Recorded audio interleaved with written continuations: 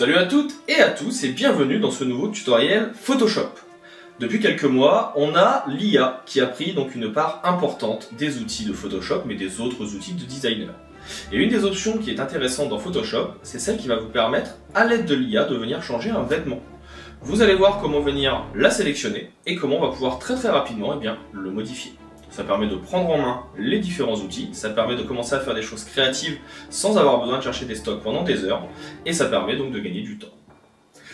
Si jamais cette vidéo vous plaît, vous pourrez bien sûr la liker, vous abonner et vous partager la vidéo. Ça me permet de pouvoir monter dans les stats, dans le SEO, et ainsi de pouvoir proposer de nouveaux contenus. J'espère que cette vidéo vous plaira dans tous les cas. Je vous souhaite un bon visionnage, et je vous dis à tout de suite. Attaquons donc notre petite découverte de deux nouveaux outils de Photoshop. L'outil de sélection rapide qui s'appelle pinceau de sélection, qui est donc ici, que vous retrouvez avec vos lassos. Et on va voir également les outils d'IA, comme vous allez voir.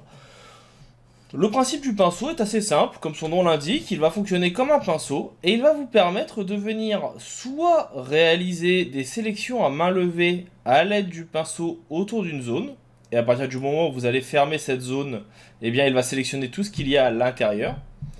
En appuyant sur Alt, vous pouvez comme d'habitude passer en mode négatif pour venir supprimer des morceaux de la sélection, si par exemple vous en avez mis un petit peu trop sur l'extérieur et que vous voulez plus de précision.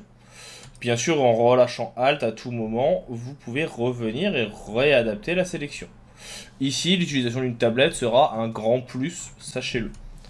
Vous pouvez définir ici l'opacité de votre pinceau et ici la couleur d'incrustation. Le magenta, je trouve que ça marche plutôt bien, donc c'est pour ça que je le laisse. Vous pouvez également régler votre pinceau à l'aide de ce bouton avec l'épaisseur et la dureté. Ou alors, vous pouvez, comme tout pinceau dans Photoshop, faire Alt et clic droit.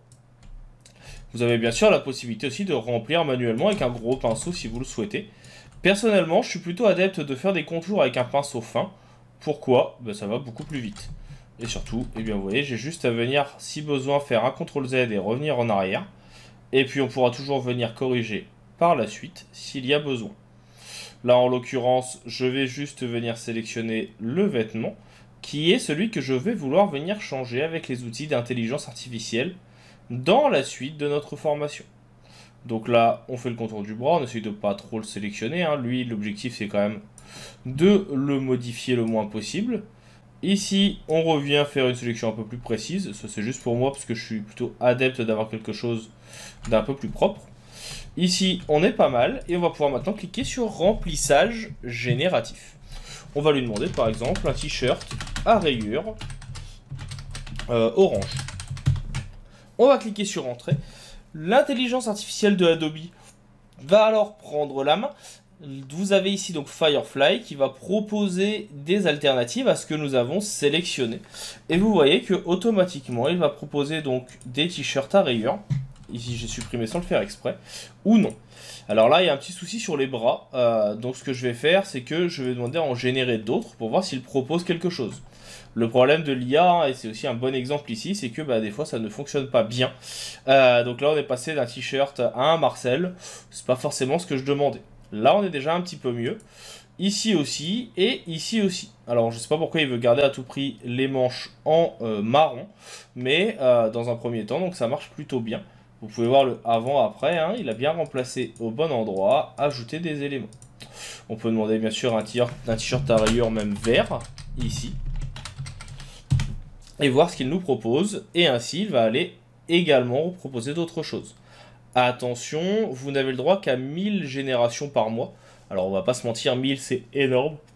Je ne connais à ce jour personne qui a été jusqu'à 1000. Et donc là on voit par exemple que sur le vert, on va avoir quelque chose qui soit un peu plus adapté. Alors je sais pas pourquoi le orange lui a pas plu, mais là avec le vert, on a pu changer assez rapidement. Celui-ci me plaît bien.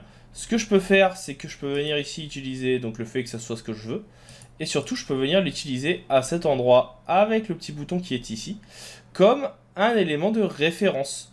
Et donc, là, il va venir l'utiliser comme référence pour pouvoir le réutiliser, pour pouvoir l'adapter. Donc là, vous voyez bien, c'est accentuer les détails. Autant en profiter. S'il y a besoin, vous pouvez bien sûr venir modifier la façon dont vous visualisez les générations et les variantes ici. Vous avez également la possibilité d'avoir des grandes vignettes plus que des petites quand vous êtes dans ce mode.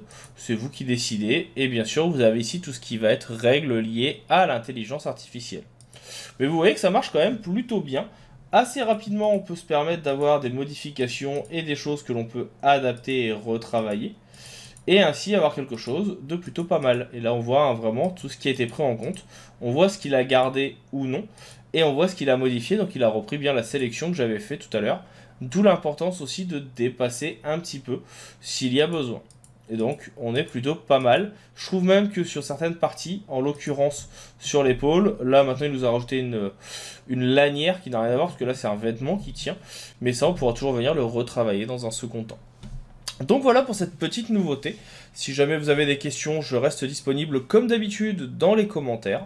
Et pour ma part, eh bien, il ne me reste plus qu'à vous dire à bientôt pour d'autres astuces et d'autres tutoriels sur les outils Adobe et sur les outils d'intelligence artificielle.